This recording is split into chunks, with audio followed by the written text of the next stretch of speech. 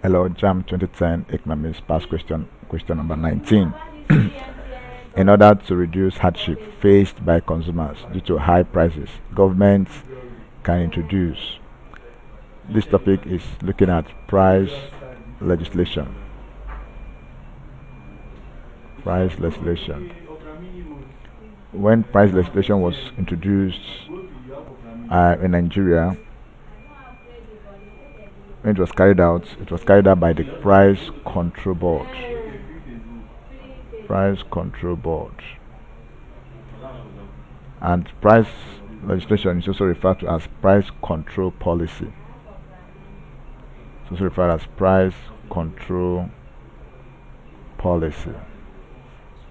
So, in order to reduce hardship faced by consumers due to high prices,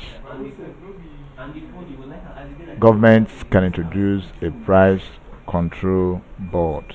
So option D is suitable because option A and B, maximum prices and minimum prices, are types of price control policies, and we don't have anything like commodity board.